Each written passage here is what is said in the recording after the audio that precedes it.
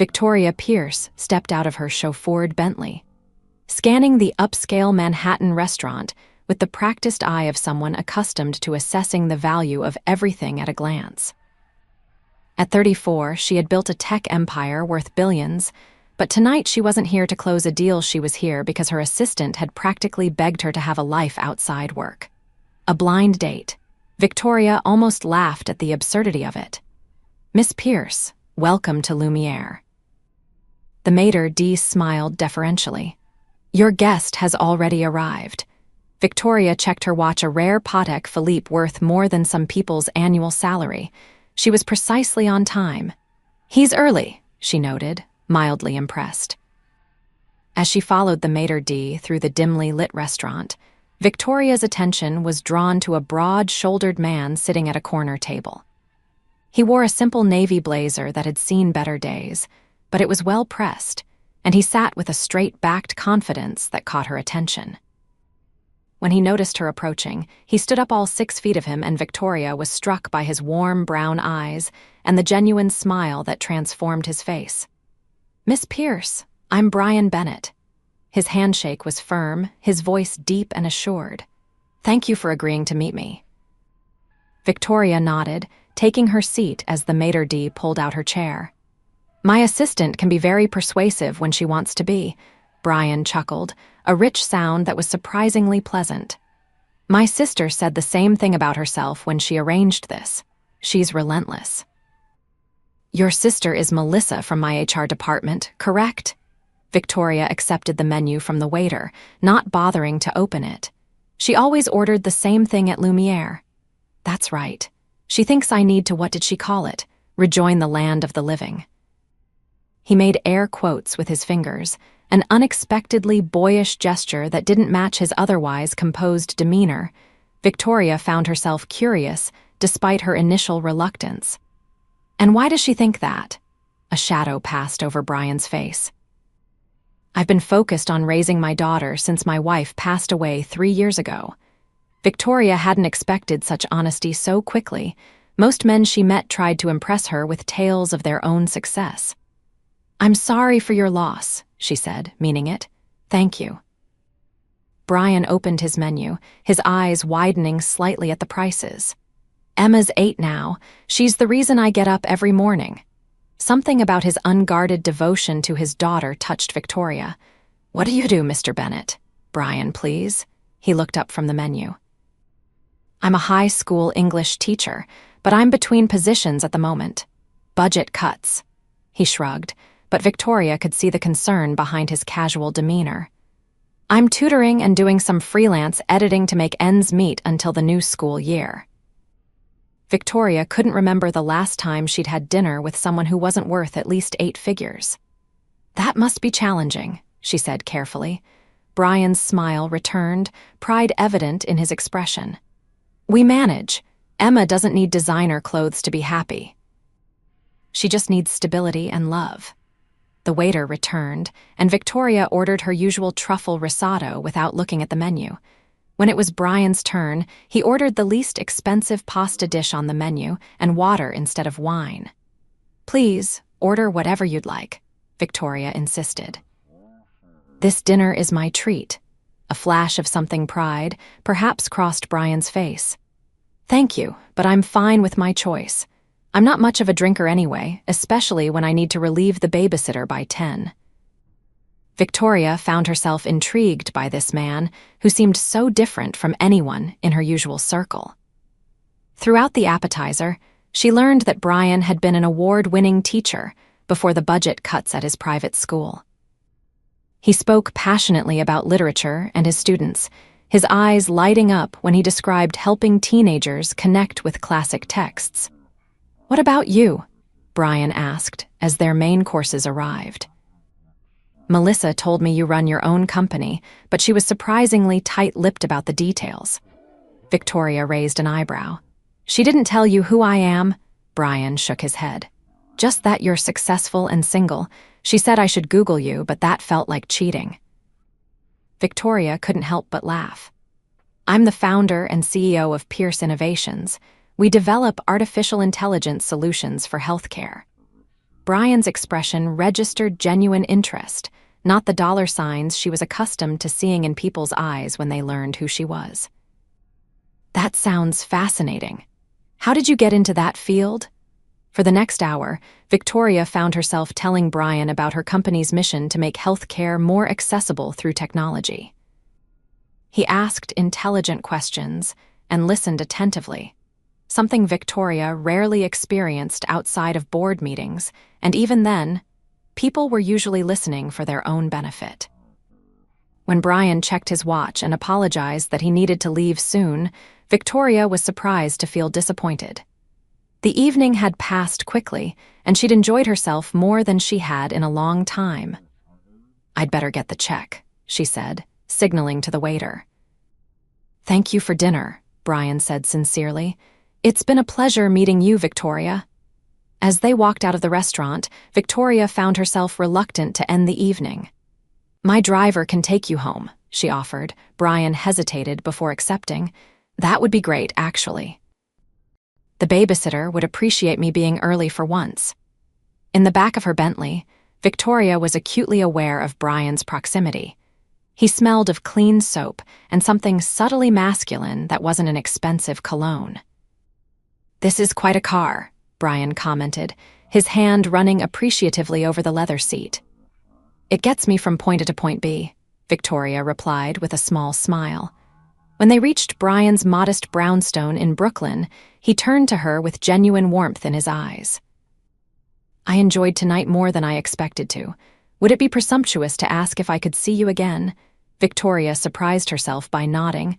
"I'd like that." Brian's smile lit up his entire face. "Great, I'll call you." As her car pulled away, Victoria found herself looking back at the figure of Brian Bennett standing on the steps of his brownstone.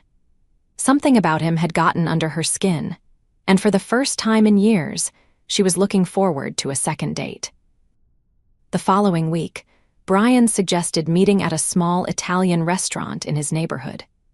Victoria arrived wearing a simple black dress rather than her usual designer outfit, having spent an uncharacteristic amount of time deciding what to wear.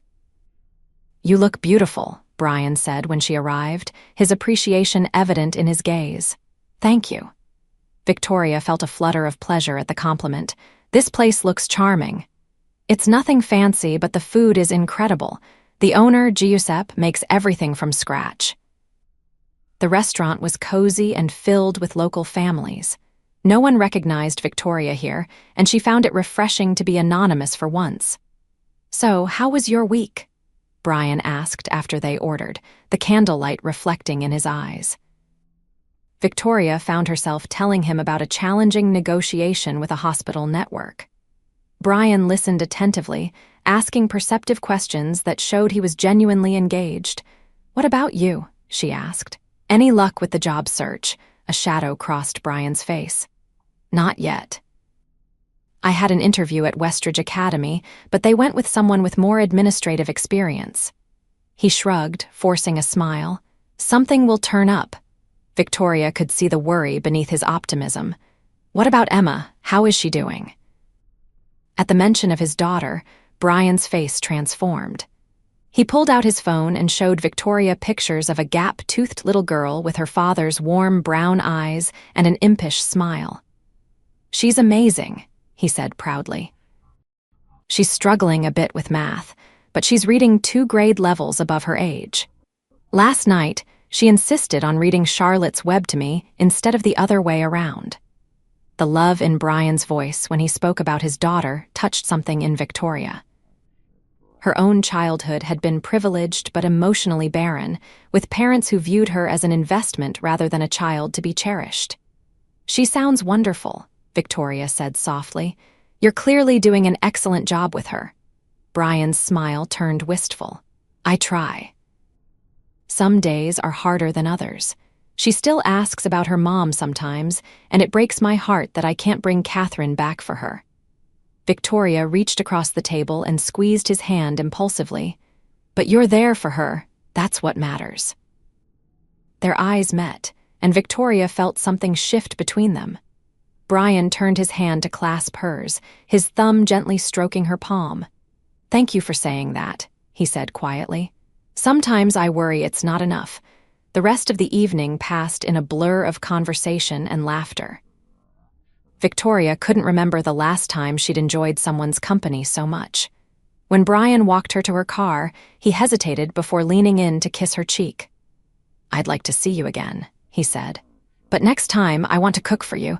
Nothing fancy, but I make a mean lasagna." Victoria found herself nodding. "I'd like that." The following Saturday, Victoria arrived at Brian's brownstone with an expensive bottle of wine. She felt uncharacteristically nervous as she climbed the steps to his front door. Brian answered, wearing jeans and a simple button-down shirt with the sleeves rolled up.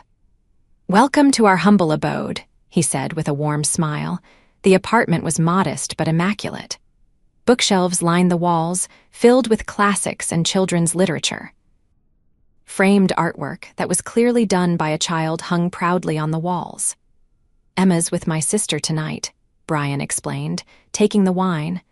"I thought it might be nice for us to have some adult conversation."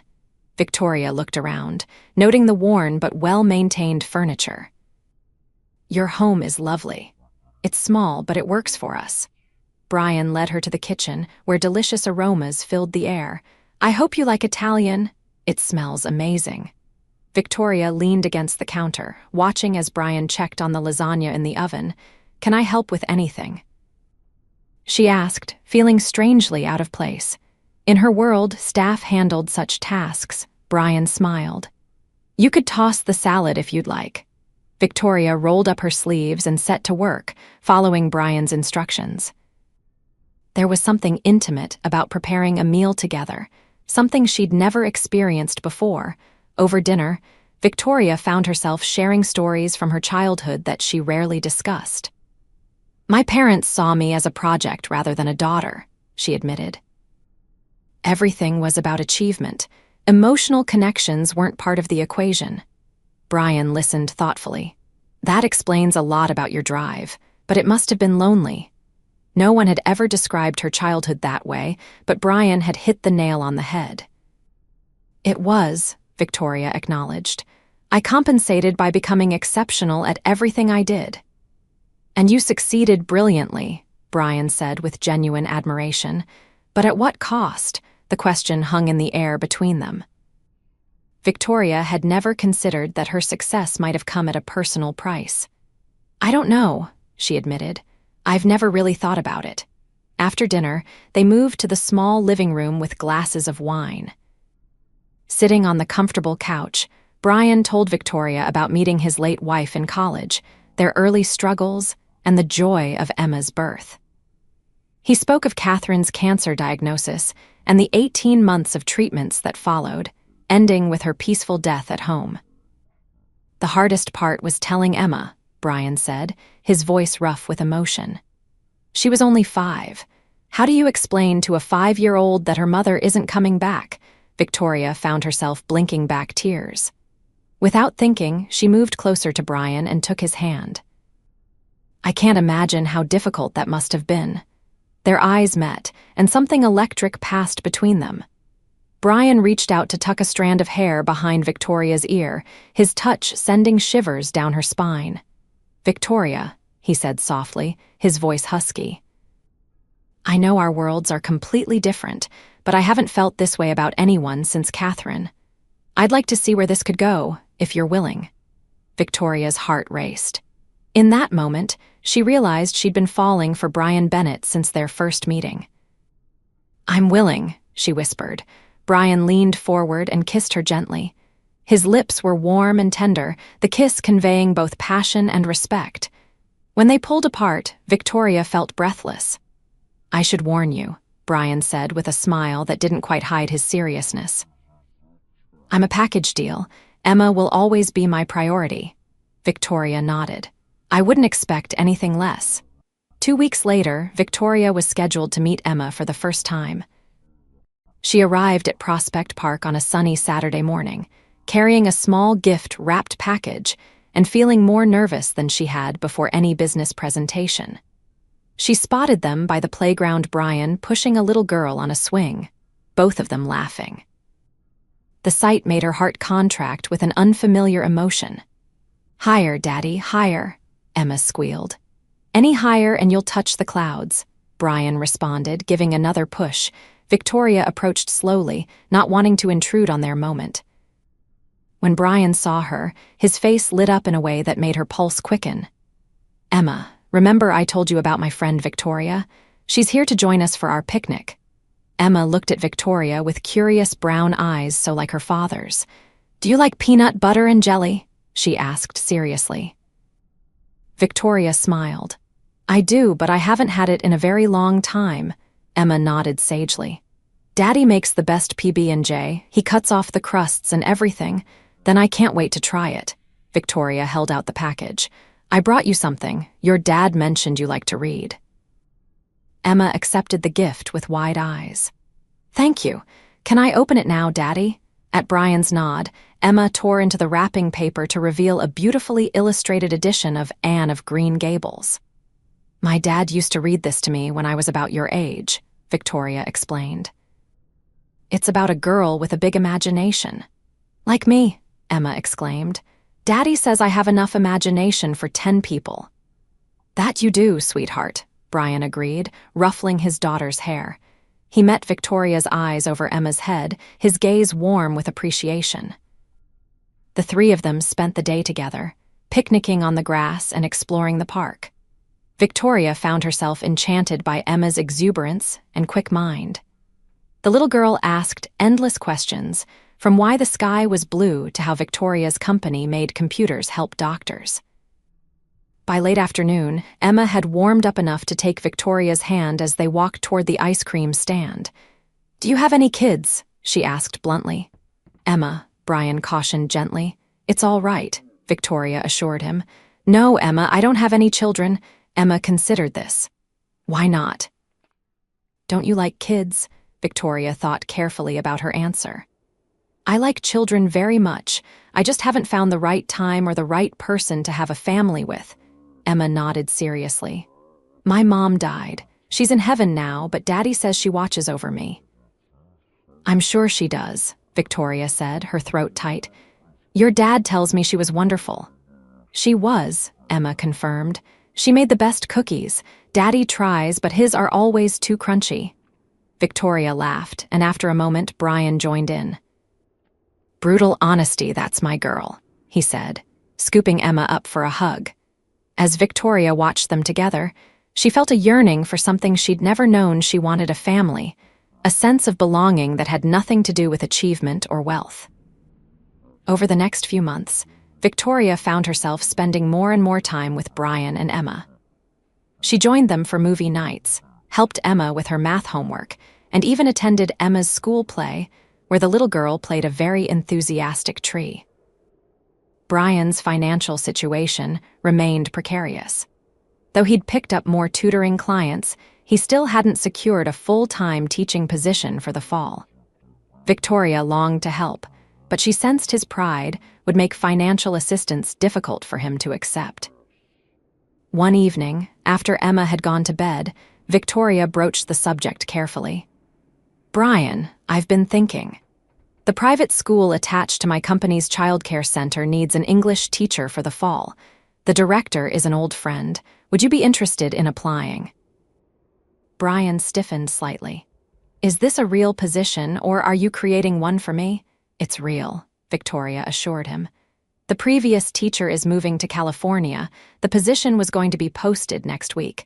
I just thought you might want a head start." Brian was quiet for a long moment. "I appreciate you thinking of me, but I need to earn a position on my own merits, not because I'm dating the boss." Victoria took his hand. "I understand that. All I'm offering is information about the opening. You'd interview like any other candidate.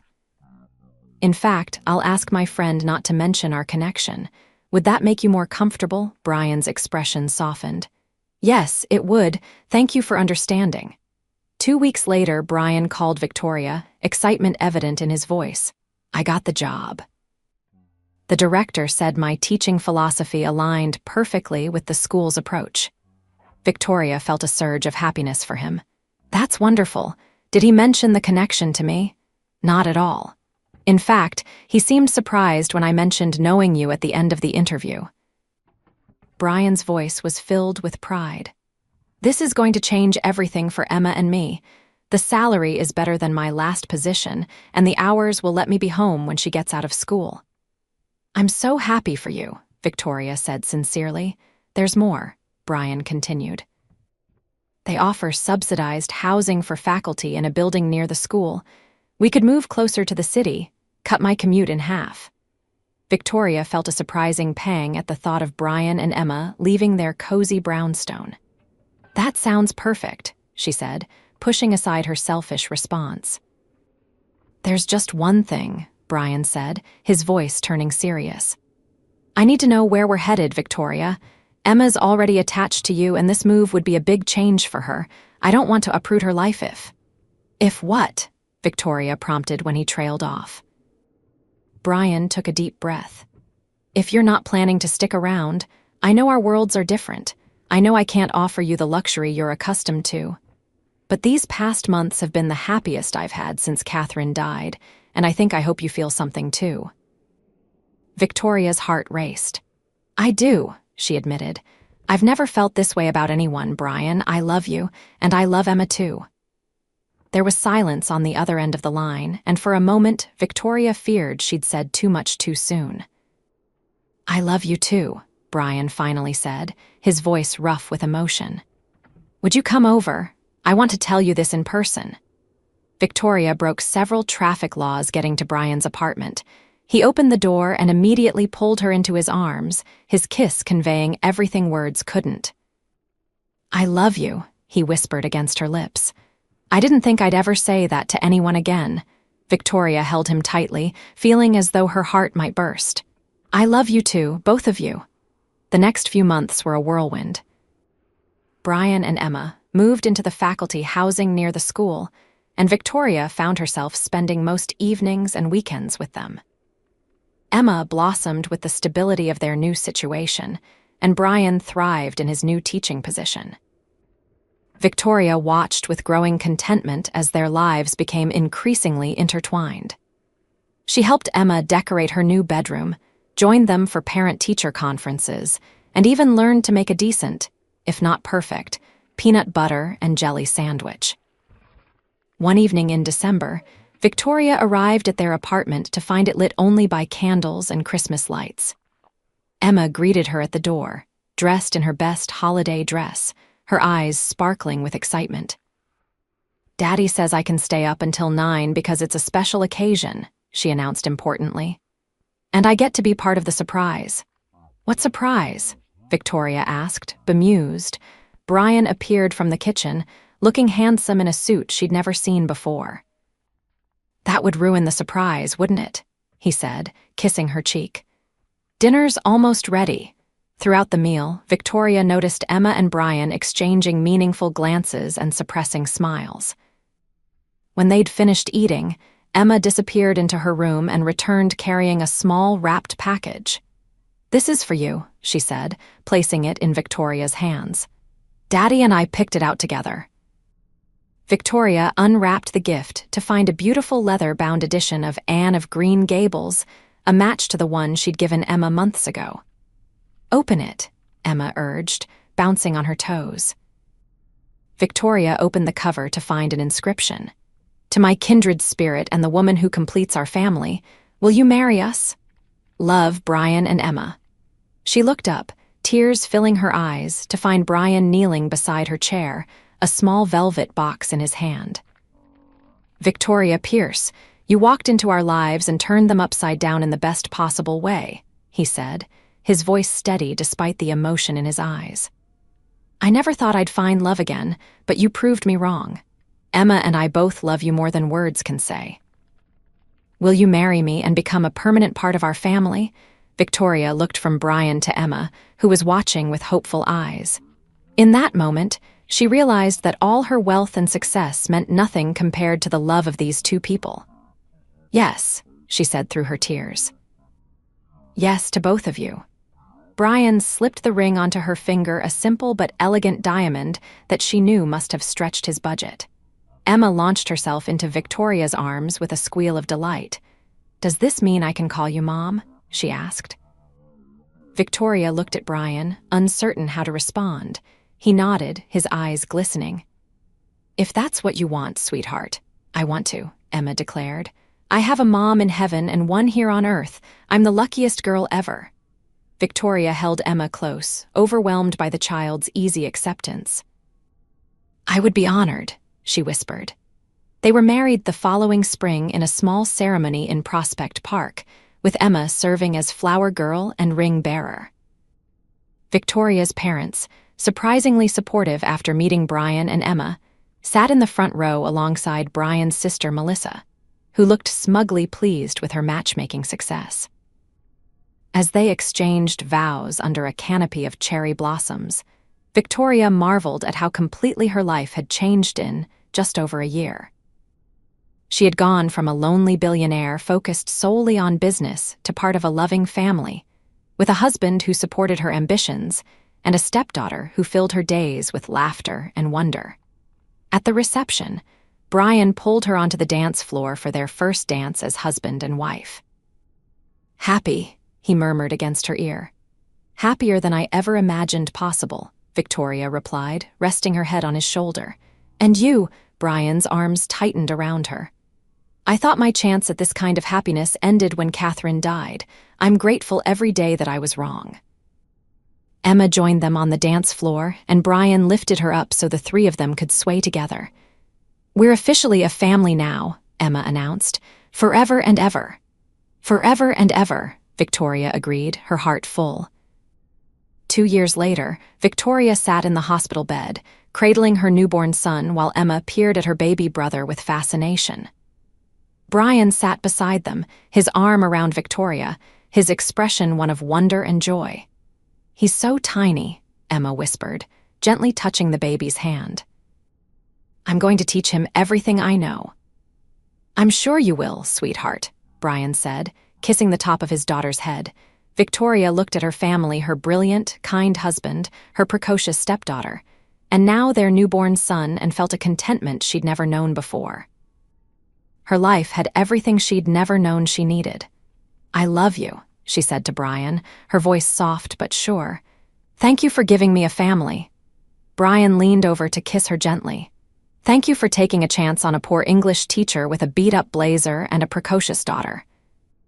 "Best blind date ever," Victoria murmured against his lips. Emma rolled her eyes dramatically. "You guys are so mushy, but I guess it's okay because you're in love." Victoria and Brian laughed, and their baby son opened his eyes as if wanting to join in the family moment. As Victoria looked at the three people who had become her world, she marveled at how the most valuable things in life couldn't be measured in billions. They could only be measured in love.